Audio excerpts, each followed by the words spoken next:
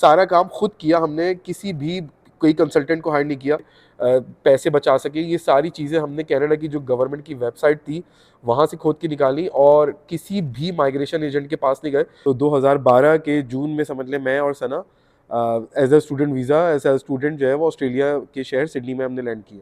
Canada का जो system है वो ऑस्ट्रेलिया से बहुत अलग है, तो जो देखने वाले होंगे उनको लगेगा कि कनाडा ऑस्ट्रेलिया की जो माइग्रेशन सिस्टम है वो एक जैसा है। कि स्किल असेसमेंट और एजुकेशन असेसमेंट में क्या फ़र्क होता है। मैंने पाकिस्तान से पढ़ा हुआ है, मास्टर्स किया हुआ है। आप जब भी किसी एजेंट के पास जाते हैं तो आपको डिप्रेशन और पैसे ज़ाया करने के अलावा कुछ भी नहीं मिलता।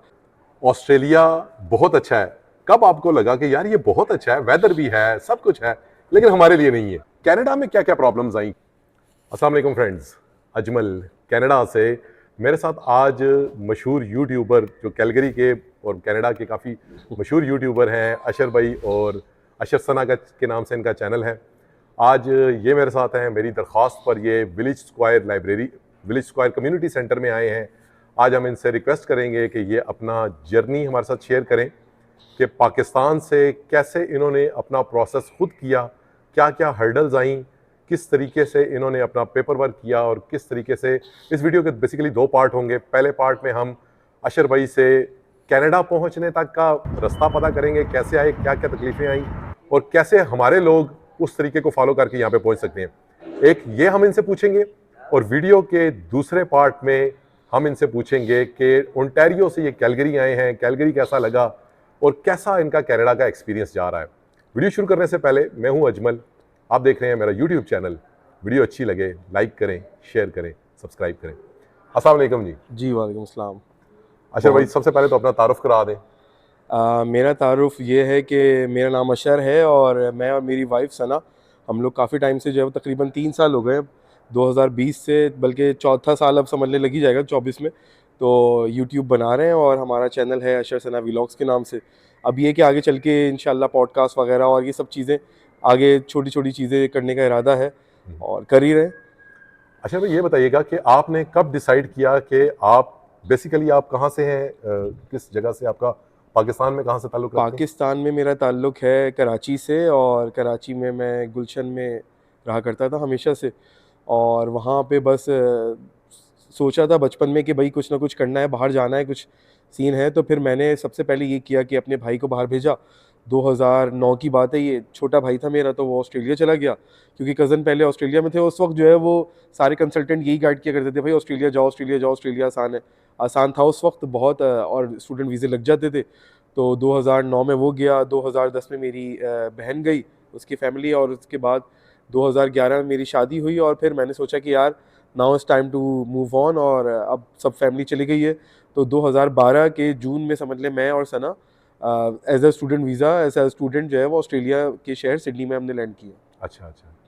और फिर आपने कितने अरसे बाद डिसाइड किया कि यार नहीं कनाडा मूव करना चाहिए? कनाडा का हमें कभी भी माइंड में नहीं था क्योंकि मेरी फैमिली, जैसे मैंने आपको बताया कि सब लोग सिडनी में रह रहे थे, मेरे पेरेंट्स भी वहाँ पे आ गए थे सिडनी के अंदर ही ऑस्ट्रेलिया में। तो हम लोग 10 साल हो गए थे समझ लें 2012 से, और 2019 7-8 साल हो गए थे। ऑस्ट्रेलिया का ये हुआ कि मेरी वाइफ जो है उसने 2 डिग्रीज़ वहाँ पे ख़त्म की। पहले उसने बैचलर्स ऑफ अकाउंटिंग की और उसके बाद फिर मास्टर्स ऑफ अकाउंटिंग की। तो कि चलो कुछ ना कुछ करके पॉइंट्स बन जाएंगे। जैसे यहाँ पे FSW होता है, फेडरल स्किल्ड वर्कर, वहाँ पे एक वीज़ा होता है 189 के नाम से, इंडिपेंडेंट वीज़ा। तो अब उसमें ये हुआ कि जब वो डिग्रीज़ आपने करती रही और उसके बाद फिर आइल्स किया उसने, उसका 9 ईच भी आ गया, सब कुछ हो गया। हाँ, तो उसमें वो प्राइमरी एप्लीकेंट थी, सब कुछ हो गया। वर्क एक्सपीरियंस भी था, उसने अपनी फील्ड में काम भी किया हुआ था, सब कुछ किया हुआ था। बट ये हुआ कि जो गवर्नमेंट की पॉलिसीज़ होती हैं, आपको पता है कि वो किसी के हाथ में नहीं होती। तो ऑस्ट्रेलिया की गवर्नमेंट की पॉलिसीज़ बहुत तेज़ी से चेंज होने लगी और वहाँ पे ये होता है कि कनाडा का जो सिस्टम है वो ऑस्ट्रेलिया से बहुत अलग है। तो जो देखने वाले होंगे उनको लगेगा कि कनाडा ऑस्ट्रेलिया की जो माइग्रेशन सिस्टम है वो एक जैसा है। तो कनाडा के अंदर जो होता है वो एजुकेशन, जो आपकी असेसमेंट होती है वो एजुकेशन असेसमेंट होती है, आपकी डिग्री की बेस पे होती है कि आपने क्या पढ़ा हो। अच्छा। ऑस्ट्रेलिया में जो आपकी डिग्री जो असेसमेंट होती है वो उसको कहा जाता है स्किल असेसमेंट। अब वो आपकी जो स्किल असेसमेंट होती है वो आपकी 2-3 चीज़ों की बेस पे होती है वहाँ पे। अब आपने लेट सपोज कि ऑस्ट्रेलिया से एक साइबर सिक्योरिटी की डिग्री कर ली एक मैं आपको एग्जांपल दे रहा हूँ, मगर आपका अगर साइबर सिक्योरिटी की फील्ड में कोई जॉब नहीं मिलती, अगर आपका एक्सपीरियंस नहीं होता, तो वो आपकी डिग्री कभी एक्सेस ऑस्ट्रेलिया में नहीं होगी, और अगर वो एक्सेस नहीं होगी तो आप कभी भी उस इमिग्रेशन के सिस्टम में एंटर ही नहीं कर पाएंगे। अच्छा। डजेंट मैटर कनाडा के अंदर क्या होता है, कनाडा अपनी ही जो मुल्क की डिग्री होती है, मतलब अगर आपने कनाडा से कोई भी एजुकेशन की हो तो आपको कहीं भी किसी बॉडी के पास जाके उसको एक्सेस करवाने की ज़रूरत नहीं होती।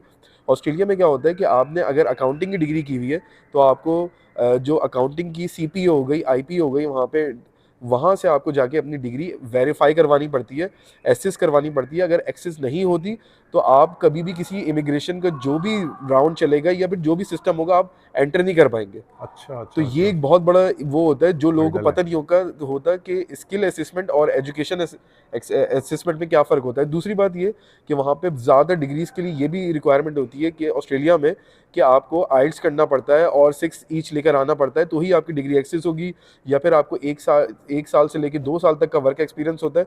तो अब यहाँ पे क्या होता है कि यहाँ पे आपने किसी भी कॉलेज से पढ़ा हो, किसी भी यूनिवर्सिटी से पढ़ा हो, जिस दिन आपको जो है वो यहाँ पे ट्रांसक्रिप्ट या फिर डिग्री मिलती है, स्ट्रेट अवे आप जो है वो इमिग्रेशन सिस्टम में एंटर हो जाते हैं। बिल्कुल आपको ऐसा। किसी भी बॉडी के पास जो है वो कोई जाके असेसमेंट लेने की या कोई डॉक्यूमेंट लेने की जरूरत नहीं होती। अब हम्म। वहाँ पे ये भी होता है कि जो असेसमेंट आप लेते हैं वो 3 साल के बाद एक्सपायर हो जाता है। अच्छा। जी, चाहे आपने ऑस्ट्रेलिया से ही डिग्री की हुई हो, तो आपको दोबारा जो है वो जाके रीअसेसमेंट करवाना पड़ेगा, और अब सारी चीज़ें जो आपको पहली दफ़ा वो करनी थी पूरी, वही बार-बार आपको हर 3 साल में करनी पड़ेगी, जब तक कि आप वो आपकी पीआर नहीं हो जाती। हम्म तो हम्म उस चक्कर में ये हुआ कि हमें 7-8 साल लग गए हम्म ऑस्ट्रेलिया के अंदर ही। तो फिर हमने सोचा कि यार 2019 में हमने सोचा कि now is time to move on, अब क्योंकि यहाँ पे हालात बहुत सख्त से सख्त होते जा रहे हैं, और इस साल और भी ज़्यादा सख्त हो गए, वो बाद में बताऊँगा आपको। तो यही सोचा हमने, और फिर हमने एजुकेशन अपनी जो सना की डिग्री थी, ऑस्ट्रेलिया का जो मास्टर्स होता है वो अल्लाह के शुक्र है कि यहाँ पे कनाडा में भी मास्टर्स ही माना जाता है। तो सना ने मास्टर्स किया हुआ था ऑस्ट्रेलिया से, मास्टर ऑफ अकाउंटिंग, और हम्म। फिर सारे पॉइंट्स पूरे किए। उसका वर्क एक्सपीरियंस, मेरा वर्क एक्सपीरियंस, मेरी जो मैंने पाकिस्तान से डिग्रीज की, मैंने पाकिस्तान से पढ़ा हुआ है, मास्टर्स किया हुआ है इंटरनेशनल रिलेशंस के अंदर। अच्छा तो अच्छा। मैं चाहूँ तो यहाँ पे सफ़ीर के लिए भी अप्लाई कर सकता अच्छा। हूँ नहीं, मजाक कर रहा हूँ। तो मैंने अपनी सारी डिग्रीज जो है वो पाकिस्तान से हायर एजुकेशन कमीशन के थ्रू सारा काम खुद किया हमने, किसी भी कोई कंसल्टेंट को हायर नहीं किया। मैं जबरदस्त। पाकिस्तान में मौजूद नहीं था उस वक्त, बट मैंने अपने कज़न को पावर ऑफ अटर्नी एक तरह की दे दी थी, जो ऑस्ट्रेलियन आपको कॉन्सुलेट से या किसी भी जगह से एक तरह का ऑथराइजेशन लेटर मिल जाता है, तो आप उसको अटेस्ट करवा के दे दें तो वो आपके बिहाफ पे पाकिस्तान में ये सारे काम कर सकता है। तो बीच में कोविड आ गया, तो हम्म। कोविड की वजह से काफ़ी डिलेज हो गए, तो हमारा जो सब कुछ कर करा के हमारे जो पॉइंट्स बने थे कनाडा के लिए, वो बने थे 473 पॉइंट्स अच्छा। फेडरल स्किल्ड वर्कर के लिए, जिसमें सना का मास्टर्स था, बैचलर्स और मास्टर्स था ऑस्ट्रेलिया से किया हुआ, मैंने मास्टर्स किया हुआ था। साथ में सना ने आइल्स किया था जिसमें उसके 8 ईच आए थे चारों में। माशाल्लाह। जी, चारों में 8 ईच आए थे, और फिर मैंने अपना आइल्स किया जद्दल के अंदर, तो हम्म। मेरे आए 666 और 7 आए थे उसमें, मुझे याद है आज भी, एक ही दफ़ा किया था मैंने। और मेरा वर्क एक्सपीरियंस तो वो काउंट नहीं होता, आपका अगर आपके स्पाउस का वर्क एक्सपीरियंस होता है तो वो काउंट नहीं होता, बट जो मेन एप्लीकेंट होता है, जैसे मेरे केस में मेन एप्लीकेंट सना ही थी, तो वो काउंट हुआ। और ये सारी चीज़ें जो भी थी, जो अभी जैसे बात कर रहे थे अजमल भाई के पैसे बचा सके, ये सारी चीज़ें हमने कनाडा की जो गवर्नमेंट की वेबसाइट थी वहाँ से खोद के निकाली, और किसी भी माइग्रेशन एजेंट के पास नहीं गए। बल्कि मैं आपको एक जबरदस्त। छोटी सी स्टोरी सुनाता हूँ कि हम लोग एक दफ़ा इतने डेस्परेट हो गए थे कि मतलब वीज़े के मसले हो रहे थे, तो हम लोग एक दफ़ा ऑस्ट्रेलिया में एक माइग्रेशन एजेंट के पास गए और उससे पूछा कि भाई क्या हमारा केस बन सकता है, तो उसने क्लियरली मना कर दिया। अच्छा हाँ, उसने कहा नहीं आपका तो ये हो नहीं सकता, ये नहीं हो सकता, मगर एक और जो है वो पाथवे, आप स्टूडेंट वीज़े पे चले जाए। अच्छा। एक बंदे को वो बोल रही है बंदी ऑलरेडी जिसने मास्टर्स किया हुआ है कि वो जाके कनाडा में दोबारा एक पीजीडी कोई डिप्लोमा था उसके ऊपर चले जाए। हमने कहा भाई हमने ये नहीं कर सकते, ट्रक क्योंकि ट्रक की बत्तियां पीछे न लगाए। तो ये चीज़ नहीं कर सकते। तो आप जब भी किसी एजेंट के पास जाते हैं तो आपको डिप्रेशन और पैसे ज़ाया करने के अलावा कुछ भी नहीं मिलता। कनाडा की जो गवर्नमेंट है उसकी वेबसाइट के ऊपर हर चीज़ क्लियरली मेंशन है। सबसे पहले तो भाई आप जाएं, सीआरएस कैलकुलेटर जो होता है वहाँ पे आप अपना सीआरएस जो भी पॉइंट्स होते हैं वहाँ पे कैलकुलेट कर लें, और अगर कैलकुलेशन करने के बाद आपको छोटा मोटा ऊपर नीचे की चीज़ें, आइल्स आपका जो होता है वो बड़ी इंपॉर्टेंट चीज़ होती है, और उसके ऊपर नीचे मतलब 0.5 ऊपर नीचे करने से मेन एप्लीकेंट के, प्राइमरी एप्लीकेंट के 20 से 30-40 पॉइंट का भी फर्क आ जाता है। तो लोग वहीं पे लैग कर रहे होते हैं, और आज तक सवाल यही पूछ रहे होते हैं कि हम लोग अपने पॉइंट जो है वो किस तरह बढ़ाएं, क्या कर सकते हैं। तो भाई बहुत ही आसान तरीका है, आप सीआरएस कैलकुलेटर पे जाएं, वहाँ पे ये सारी चीज़ें करके और आप खुद से इम्प्रूव करने की कोशिश कर सकते हैं। गवर्नमेंट की वेबसाइट हज़ारों है, फ्री है, बट आपको पैसे बचाने के लिए आपको कुछ ना कुछ अपना टाइम लगाना पड़ता है। हर चीज़ आप इन्फ्लुएंसर पे या फिर यूट्यूबर से बार बार क्वेश्चन करके मतलब वो कर नहीं सकते, और वो उस तरह बता नहीं सकेगा, क्योंकि केस टू केस भी वेरी करता है। बिल्कुल। हर बंदे की एक अलग एजुकेशन है, क्वालिफिकेशन है, वर्क एक्सपीरियंस है, एक फील्ड है कि वो कौन से नॉमिनेशन में डालना चाहता है। लॉयर है, अकाउंटेंट है, आईटी का है, कोई जनरल लेबर है, या फिर ट्रक ड्राइवर है। यहाँ पे जो भी है, आप अपने प्रोफेशन के हिसाब से ही आप क्राइटेरिया सेट कर सकते हैं। बिल्कुल सही।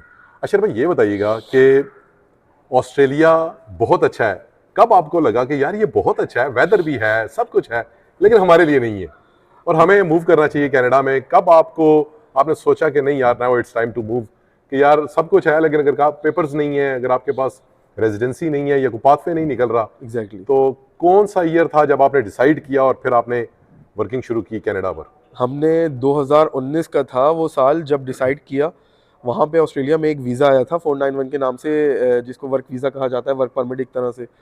तो वो ये था कि आप को 3 साल का वो वीज़ा दे रहे थे रीजनल एरियाज़ में जाके, रूरल एरियाज़ में। जैसे आप समझ लें कैलगरी में रहते हैं तो आपको बोलेंगे कि भाई मेडिसन आप हार्ट में चले जाओ, 300-400 रेड डियर में किलोमीटर चले दूर चले जाओ और वहाँ पे आपको 3 साल रहना होगा। तो वो सब चीज़ें होंगी, और फिर आपके 3 साल के बाद फिर दोबारा आपको जो है वो असेसमेंट करेंगे, अच्छा। और फिर बताएंगे कि आप आया वो अभी भी आप, हाँ, और उसकी आपको उस वक्त ये शर्त थी कि 55,000 पर एनम आपकी सैलरी भी होनी चाहिए। अच्छा। तो आपने 3 साल का वो टैक्स असेसमेंट आपको जमा कराना होगा 55,000 प्लस का, तो ही फिर आपको जो है ना आगे पीआर मिलेगी। वो अच्छा। पीआर वीजा नहीं था, बेसिकली वो वर्क परमिट था। अच्छा। और जबकि आज हम लोग उस वक्त 2019 में एलिजिबल थे, तो मेरे दिमाग में आया कि यार अगर मुझे ये सब चीज़ें करनी है तो मैं आज, जो मैंने जैसे बताया कि सीआरएस कैलकुलेटर से हमने वो किया, तो अगर आज हम लोग कनाडा के लिए एलिजिबल हो जाते हैं तो 4 साल बाद हम कनाडा का पासपोर्ट लेके निकल रहे होंगे। एज़ कम्पेयर टू ऑस्ट्रेलिया में हम 4 साल के बाद जो है वो सिर्फ ये सोच रहे होंगे कि नई गवर्नमेंट आ जाए, या फिर अगर कोई पुरानी गवर्नमेंट इसी पॉलिसी को रखती है तो शायद हम पीआर के लिए एलिजिबल हो जाए। तो ये हमने 2019 में सोचा, मगर मेरी वाइफ ने मना कर दिया कि भाई कनाडा तो एक बर्फ खाना है तो हम लोग नहीं जा सकते। और दूसरी बात ये कि मेरी फैमिली भी थी ऑब्वियसली, तो एक बड़ा, आपको बाहर के मुल्कों में आपको पता है कि फैमिली जो है वो एक अकेलापन होता है, और अगर फैमिली आपकी सेट हो जाए तो जस्ट लाइक ऑस्ट्रेलिया मेरे लिए बिल्कुल पाकिस्तान जैसी फीलिंग लाता था। बिल्कुल। तो हमने फिर भी ये सोचा कि नहीं यार, अब ये है कि पाकिस्तान का जो दूसरा ट्रिप होगा, जो दूसरा मतलब टिकट होगा, वो पाकिस्तान ही होगा। पाकिस्तान के आपको हालात आपको पता है ऑब्वियसली, जो 10 साल रह लिया वो पाकिस्तान में, उसके लिए रहना बहुत मुश्किल काम होता है।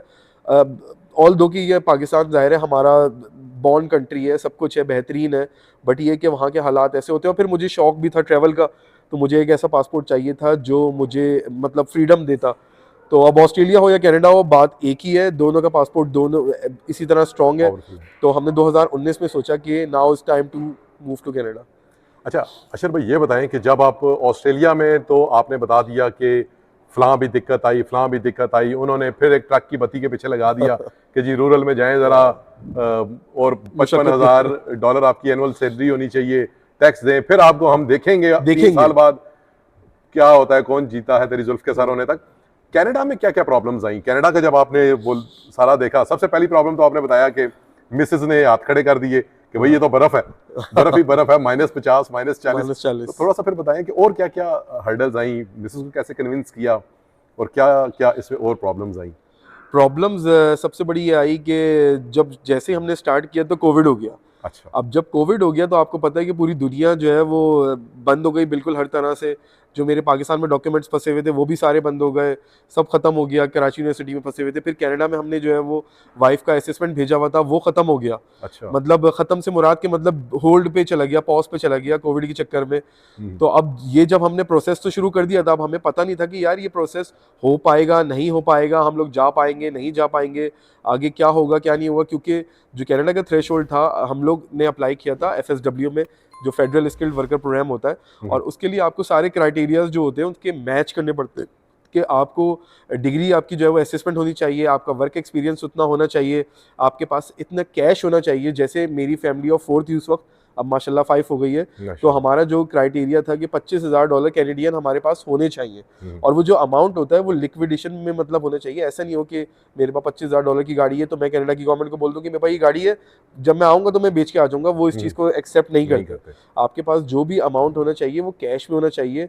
और ये भी नहीं होता कि जैसे यहाँ पे RRSP फंड होता है, तो वहाँ पे जो है वो एक सुपर होता है, तो सुपर में भी हमारे पैसे पड़े थे, मगर वो जो भी अमाउंट होता है वो कनाडा की गवर्नमेंट ये कहती है कि भाई ये अमाउंट आपके पास कैश में होना चाहिए जब भी आप कनाडा लैंड करें, from the time to apply, मतलब जब आपकी एप्लीकेशन हो और आप जब लैंड कर रहे हो ये पैसे आपके पास होने चाहिए। तो यही सारे हडल्स थे कि भाई पैसे जमा करने हैं हमें, हमने उस टाइम पे कोई ट्रैवल नहीं किया, कुछ नहीं किया, कि भाई हमारे पास इतने पैसे होने चाहिए कि जब हम लोग जाएं तो ये ना हो कि पोर्ट ऑफ एंट्री के ऊपर, क्योंकि कनाडा में ये चक्कर होता है कि आपका जब पीआर हो जाती है आपको बैठे बैठे मिल जाती है सीओ पीआर, मगर आप जब तक कनाडा लैंड नहीं करते वो पीआर आपकी कंप्लीट नहीं होती। ऐसे ही है ना? बिल्कुल ऐसे ही। तो अगर वो डिनाई भी कर सकते हैं इन एनी केस, अगर आपकी वो डॉक्यूमेंटेशन, जैसे कि उन्होंने उनसे मांग लिया आपसे कि भाई आपने जो डिक्लेयर किया था कि हमारे पास $25,000 कैनेडियन है और आपके पास अब मतलब कहाँ है ये पैसे, तो आपके पास कार्ड में है, कोई कैश लेकर आए हैं, क्या लेकर आए हैं, $10,000 से पर पर्सन आप ज़्यादा कैरी नहीं कर सकते, 2 लोग आ रहे हो तो 20,000 लेकर आ सकते हो, तो वो आपके पास कहाँ है या क्या है, तो वो आपको एट द टाइम पीआर में भी ऐसा होता है लोगों का कि अगर वो फ्रॉडलेंट डॉक्यूमेंट दिखाते हैं या बहुत सारी चीज़ें दिखाते हैं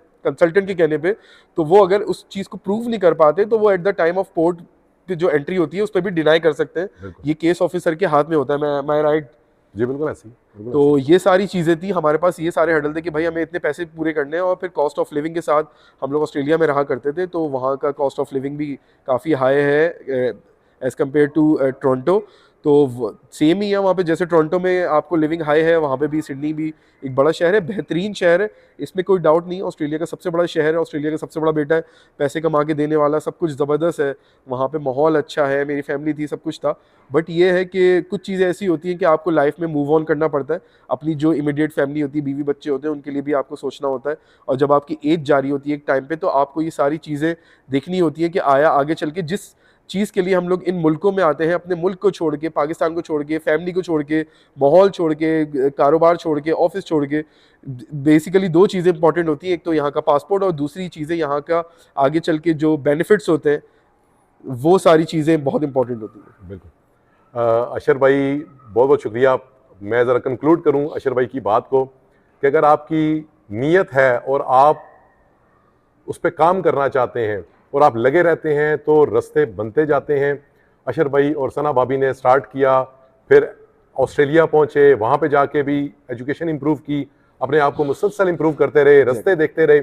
ऑस्ट्रेलिया का रास्ता नहीं बना, इनको लगा कि जो इनका मकसद है, जो अशर भाई का मकसद था कि मैं ट्रैवल करना चाहता हूँ, फ्रीडम लेना चाहता हूँ, एक अच्छा पासपोर्ट लेना चाहता हूँ, तो ये मूव करके फिर गो के यहाँ पे -40 डिग्री होता है, -50 डिग्री होता है, ये इन्होंने पैसों का अरेंज किया और यहाँ पर आज कनाडा में हैं, हमारे साथ हैं।